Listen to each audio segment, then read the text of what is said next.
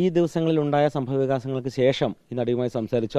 അവരുടെ നിലപാട് എന്താണ്? ഇതിൽ പരാതിയുമായി മുന്നോട്ട് പോകാൻ തന്നെയാണോ തീരുമാനം? ഞാൻ ചാനലിൽ ആണ് അവരുടെ ഇൻ്റർവ്യൂ കണ്ടത്. അതിൽ നിന്ന് അവർ കാരണം ഏതോ ആദ്യം ഒരു ചാനൽ കൊടുത്തപ്പോൾ അവരത് സംസാരിക്കാൻ അവരുടെ പേര് പറഞ്ഞില്ല. അതിൽ രോഷാകുലയായിട്ടാണ് പിന്നീട് വിളിച്ച മാധ്യമങ്ങളോട് പറഞ്ഞത്, ഞാൻ പേര് പറയാൻ തയ്യാറാണ്, ആ പേര് നിങ്ങൾ പറയാൻ തയ്യാറാണെങ്കിൽ ഞാൻ പറയാം, ഞാൻ ഇൻ്റർവ്യൂ തരാമെന്നാണ് അവർ പറഞ്ഞത്. അപ്പോൾ അത്രയും ബോൾഡായിട്ട് നിൽക്കുന്ന ആ സ്ത്രീ, കാരണം കേരള സമൂഹത്തിലെ ഇനിയും തുറന്ന് പറച്ചിലിന് തയ്യാറായിട്ട് നിൽക്കുന്ന അല്ലെങ്കിൽ തയ്യാറല്ലാത്ത സ്ത്രീകൾക്ക് ഒരു മാതൃകയാണ്.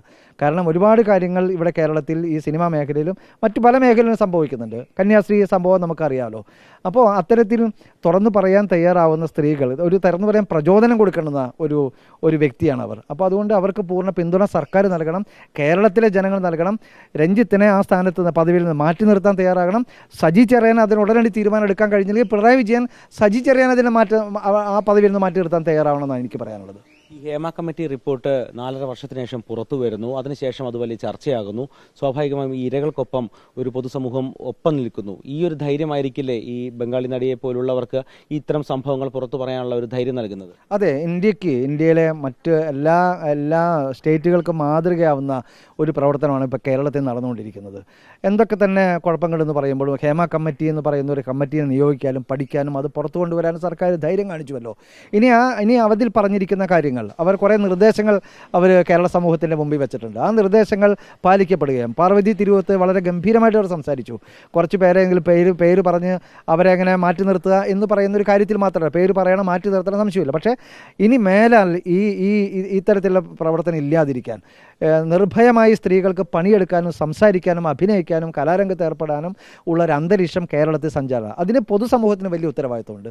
പൊതുസമൂഹം അത് ആ വിഷയം പഠിക്കുകയും അവർ പറഞ്ഞിരിക്കുന്ന കാതലായ വിഷയങ്ങൾ, കാതലായ മാറ്റങ്ങൾ, അത് ലൈംഗിക അതിക്രമം നേരിടുന്ന വിഷയത്തിൽ മാത്രമല്ല, തുല്യനീതി അവിടെ ഉറപ്പാക്കണം, തുല്യവേതനം അവിടെ ഉറപ്പാക്കണം എന്ന് പറയുന്ന വളരെ പ്രധാനപ്പെട്ട സംഗതികൾ ആ റിപ്പോർട്ടിൽ പറഞ്ഞിട്ടുണ്ട്. അത് കേരള സമൂഹം പഠിക്കുകയും കേരള ഗവൺമെൻറ് അത് നടപ്പിൽ വരുത്താനായിട്ട് അവർ തീരുമാനിക്കുകയും അതിനുവേണ്ട ഇച്ഛാശക്തി കേരള ഗവൺമെൻറ് കാണിക്കണം. അതിൻ്റെ കൂടെ അങ്ങനെ ഒരു ഇച്ഛാശക്തി ഗവൺമെൻറ് ഉണ്ടാക്കാൻ കേരള സമൂഹം ഒറ്റക്കെട്ടായിട്ട് പ്രവർത്തിക്കണം. അത് മറ്റെല്ലാ സ്ത്രീകൾക്കും, മറ്റെല്ലാ മേഖലയിൽ പ്രവർത്തിക്കുന്ന സ്ത്രീകൾക്ക് വളരെ പ്രചോദനമായിട്ടാണ് ഞാനതിൽ മനസ്സിലാക്കുന്നത്. ഈ രഞ്ജിത്തിനെതിരായ പരാതിയിൽ ഒരു തുടർ നടപടി ഉണ്ടാവുകയാണെങ്കിൽ, ഒരു അന്വേഷണം ഉണ്ടാവുകയാണെങ്കിൽ, സ്വാഭാവികമായും താങ്കളും ജോഷി ജോസഫും അടക്കമുള്ളവർ ആ അന്വേഷണവുമായി സഹകരിക്കേണ്ടി വരും, അതിൽ കൃത്യമായ മൊഴി നൽകേണ്ടി വരും.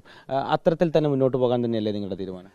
ഞങ്ങൾ മൊഴി കൊടുക്കാനും ആ സ്ത്രീയോടൊപ്പം ശ്രീലേഖ മിത്ര എന്ന് പറയുന്ന ഒരു സ്ത്രീ ഒരു സ്വാതന്ത്ര്യ സമര പോരാട്ടം, അതായത് 47 സ്വാതന്ത്ര്യം കിട്ടിയെങ്കിലും ഇന്ത്യയിൽ സ്വാതന്ത്ര്യം കിട്ടാത്തൊരു സാഹചര്യങ്ങളുണ്ട് എന്ന് നമ്മളെ വെളിപ്പെടുത്തിയതാണ്. അപ്പോൾ അവരുടെ കൂടെ നിൽക്കേണ്ടത് നമ്മുടെ ധാർമ്മികവും കോൺസ്റ്റിറ്റ്യൂഷനുമായിട്ടുള്ള ഒരു പൗരൻ എന്ന നിലയ്ക്ക് നമ്മുടെ ഉത്തരവാദിത്തമാണ്, ധാർമ്മികതയാണ്, കടമയാണത്.